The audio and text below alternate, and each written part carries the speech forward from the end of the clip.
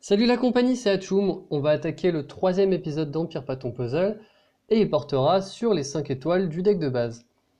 Alors un premier constat à faire sur les 5 étoiles, c'est que ils sont tous quelque part intéressants. Ils vont tous avoir une utilité, que ce soit au niveau de leurs stats, qui sont très souvent supérieures à celles des 4 étoiles, bien supérieures, ou alors leur pouvoir qui va souvent être assez puissant. Et c'est d'ailleurs pour ça que ce sont bien des 5 étoiles qui constituent les défenses des joueurs du haut du tableau. Et d'ailleurs, votre défense sera sûrement beaucoup mieux avec des 5 étoiles maxées, bien sûr, que des 4 étoiles.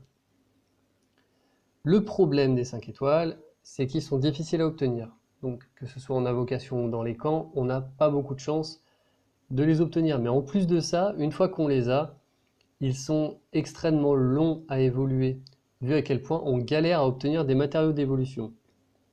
Et c'est pour ça qu'il est encore plus important pour les 5 étoiles que pour les autres héros de s'attarder vraiment dessus pour savoir lesquels sont les plus intéressants à monter et dans quelle situation. Et du coup, de planifier l'évolution de notre deck. Pour ça, je vais tenter de vous aider en vous proposant un classement couleur par couleur. Et comme je l'ai fait pour les 3 et 4 étoiles, mes principaux critères sont l'analyse des statistiques des héros et l'utilité ou la puissance de leur pouvoir. Par contre, petite nuance pour les 5 étoiles, je vais plus valoriser la capacité d'un 5 étoiles à être polyvalent plutôt que de briller dans un seul domaine du jeu. Là où un 4 étoiles, on l'évolue assez rapidement, les items sont assez faciles à obtenir, on peut se permettre de les dépenser pour une utilité. Un 5 étoiles, c'est tellement d'investissement qu'on va vouloir qu'il soit polyvalent, qu'il soit pas seulement utile pour faire un truc. Et vous verrez qu'avec ces critères, au final, le classement il est beaucoup plus facile que pour les 4 étoiles. Et on va le voir assez rapidement, il y a 4 profils qui se dessinent dans les 5 étoiles. Donc je vais vous les dire au fur et à mesure de l'avancement du classement. Donc on va commencer par la couleur violette avec Quintus. Donc Quintus, encore une fois, hein, tous les héros, des fois je dis un tel est pas très bien, machin. Faut savoir qu'ils sont tous bien. Mais le but là, ça va être de voir en relatif, les uns par rapport aux autres, lesquels sont à prioriser. Quintus, il souffre d'un gros problème. C'est que c'est un héros lent. Et donc, c'est le premier profil de héros. Des héros lents, avec beaucoup de dégâts, mais peu d'utilité. Quintus, il ne fait qu'une chose, il fait des dégâts. Certes, il en fait beaucoup, mais il ne fait que ça, et de manière lente. Donc c'est pas un héros qui, pour moi, fait partie des héros absolument à avoir ou à évoluer en priorité. Ensuite, on a Domitia.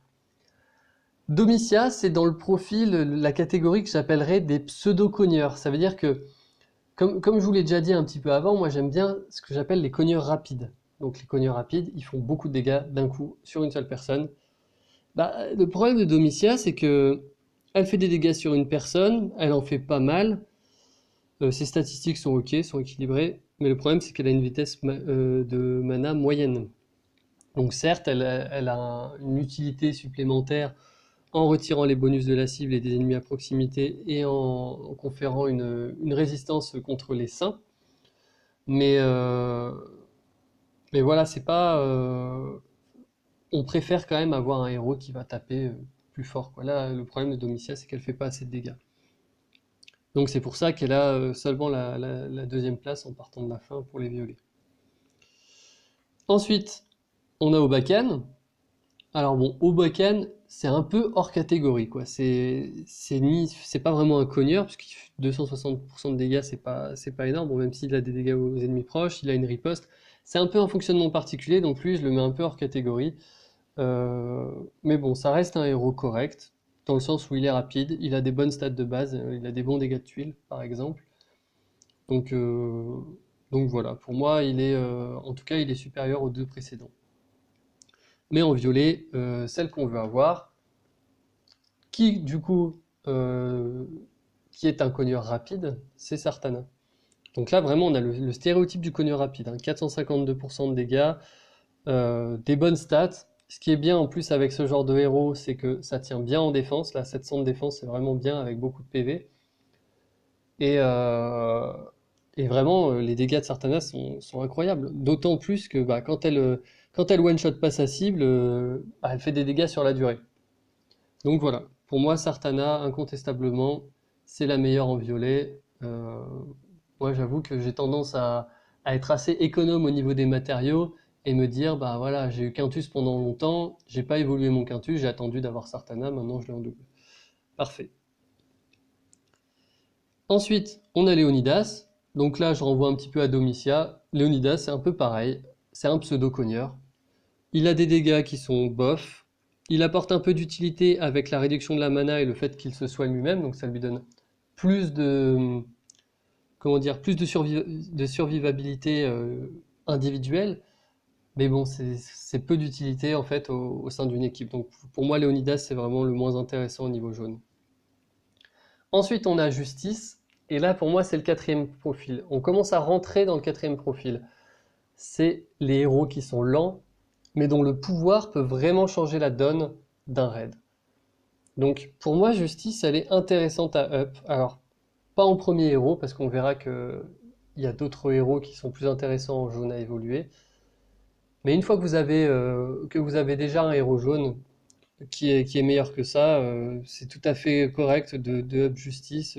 Ou alors, pareil, hein, si vous restez bloqué longtemps avec un héros qui est dans votre deck, que vous n'arrivez pas à obtenir d'autres héros de cette couleur, au bout d'un moment, il faut bien se résoudre à le up. Et justice, vraiment, ce sera un héros qui va apporter beaucoup d'utilité. Elle peut être utilisée en tank.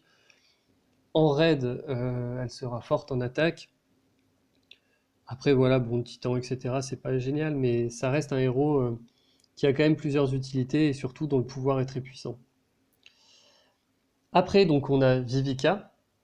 Donc là, pareil, héros lent, mais dont le pouvoir change la donne. Ça, incontestablement, Vivica, en plus, bon, c'est le seul soigneur 5 étoiles du deck de base.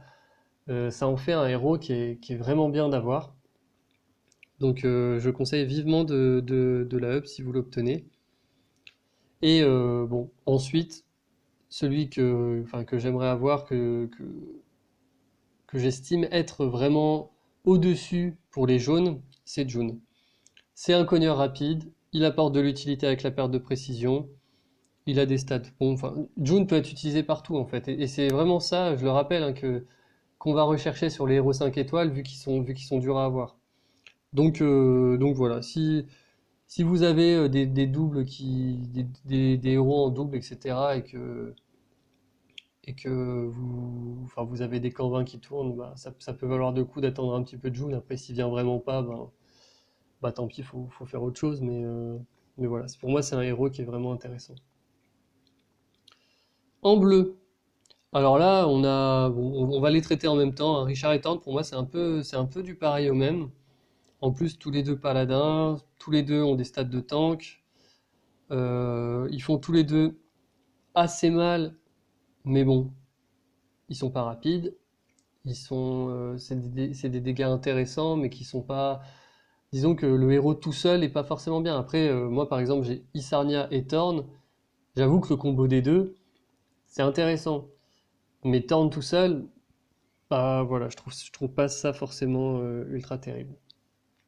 Donc voilà, pour moi, ce sont les moins bons en bleu. Après, voilà, ça reste des héros qu'il faut up si vous avez les matériaux, hein. Si vous avez des matériaux en avance, allez-y. Ensuite, on a Isarnia justement. Alors Isarnia, pour moi, voilà, c'est la même catégorie que Justice ou Vivica, mais en mieux. Enfin, Isarnia est vraiment incroyable, dans le sens où elle réduit la défense de 44%, c'est-à-dire plus qu'un Gormek, un Grim. Donc c'est très intéressant de la voir. Elle peut être utilisée sur les titans, même si c'est pas dans la couleur. Enfin, même si c'est pas dans la couleur forte, c'est-à-dire pas que contre les titans rouges, mais ça peut être intéressant de l'utiliser aussi contre d'autres titans. Donc voilà. En plus, elle a vraiment des dégâts de tuile très intéressants. Donc voilà, en résumé, Isarnia, vraiment un bon héros. Le meilleur héros 5 étoiles bleu pour moi, ça reste Mani. le profil du cogneur rapide. En plus de ça, lui, il donne des défenses aux alliés. Il a des dégâts de tuiles qui sont aussi assez incroyables. Donc pour moi, c'est vraiment lui la priorité principale. Ensuite, on passe à la couleur verte. Orgal dans la catégorie des héros lents qui font... bon, lui, en plus, il fait pas non plus énormément de dégâts. Il a par contre de l'utilité avec le moins 34% d'attaque. Euh, et il a une grosse capacité défensive. En fait, il n'a pas directement une bonne défense, mais par contre, il a tellement de points de vie que ça en fait un tank plutôt correct. Voilà. Bon, le problème d'Orgal aussi, c'est que bah, il existe un héros, donc héros du mois qui s'appelle Zéline, qui fait à peu près la même chose que lui, sauf qu'elle le fait en rapide. Donc ça dévalorise un peu le héros qui du coup n'est pas le seul à à avoir cette capacité-là de réduire les dégâts.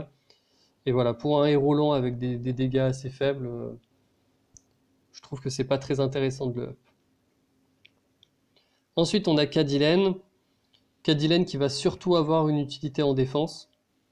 Donc c'est pas négligeable, hein. J'ai l'impression que Cadilène est souvent très sous-estimé. Mais 74% de défense contre les compétences spéciales, c'est pas rien.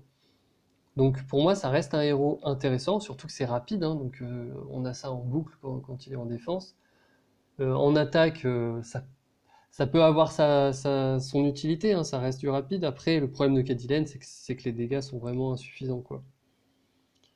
Après, on a Elkanen, qui encore, c'est un peu un pseudo-cogneur, quoi. Il fait pas assez de dégâts, donc lui aussi est rapide, mais bon, ça fait pas beaucoup de dégâts. Il a de la survivabilité, pardon, individuelle, encore une fois, un peu comme Léonidas.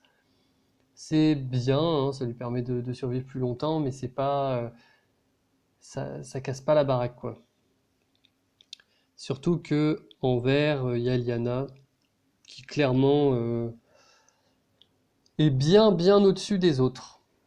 Vraiment, Lyanna, c'est un super héros à avoir. Donc, elle ne fait que taper, mais alors, qu'est-ce qu'elle le fait bien? En plus de ça, avec des statistiques défensives qui sont pas ridicules. Donc, bon, voilà, Lyanna, le stéréotype du héros qui va avoir plein d'usages. Ensuite, on passe au rouge, avec pour moi le plus faible qui est Kagan, dont les stats ont récemment été augmentées, enfin surtout les statistiques conférées par son pouvoir. Donc, voilà, bon, le problème de Kagan, c'est qu'il est lent, tout simplement. Il fait pas assez de dégâts pour vraiment changer la donne. Euh, Moi, je dirais même que Kagan, c'est le pire des 5 étoiles dans le deck de base. Peut-être même de tous les 5 étoiles. Il est pas ouf, quoi. Après, on a Elena. Donc, Elena est lente, donc forcément, j'aime pas trop. La riposte, c'est quelque chose qui peut être intéressant, mais voilà, ça change pas non plus énormément la donne. Le truc très intéressant sur Elena, c'est qu'elle a des dégâts de tuiles qui sont incroyables. Donc ça peut être intéressant, par exemple, à évoluer en deuxième héros. Si vous avez un héros rapide déjà évolué au maximum, d'avoir Elena, bah, ça peut vous permettre d'avoir plus de dégâts de tuiles, par exemple. Ensuite, on a Aslar, qui pour moi a un peu le même profil, sauf que lui, il passe dans la catégorie en fait des lents, mais dont le pouvoir change la donne. Tellement son pouvoir fait de dégâts, en fait, Aslar, ça en fait un héros qui est vraiment une menace. Si vous avez déjà raidé contre Aslar, vous verrez que c'est un héros qu'il faut vraiment tuer rapidement. S'il fait son pouvoir, ça complique beaucoup les choses. Donc voilà. C'est pour ça que moi j'aime bien Aslar, je le mets en deuxième position. Derrière, Marjana, qui remplit bah, les critères du cogneur rapide. Pas trop de choses à en dire, c'est vraiment des héros qui sont intéressants. Marjana est plutôt tournée vers la défensive pour le coup, en termes de statistiques. Donc voilà, d'ailleurs, si vous avez... Je ferai sûrement une vidéo sur les emblèmes, mais c'est intéressant, ce genre de héros, par exemple, de compenser un peu avec les emblèmes pour ajouter de l'attaque. Donc voilà, c'est la fin de mon classement. Bah dans un futur épisode, je pense que je vais soit parler des stratégies de raid, soit parler des frappes titans, soit faire une vidéo sur les emblèmes. En attendant, j'espère que cette vidéo vous aura plu. Si vous avez des commentaires à laisser, que ce soit des questions, des remarques, si vous n'êtes pas du tout d'accord avec ce que j'ai dit, n'hésitez vraiment pas à le dire. J'en profite aussi pour vous dire que les classements que j'ai fait, là, 3 étoiles, 4 étoiles, il y a aussi Opef Empire, qui est un autre YouTuber, qui s'attaque un petit peu à ces sujets en ce moment, donc je vous invite à checker sa chaîne. Voilà, sur ce, je vous laisse, bonne soirée et à la prochaine.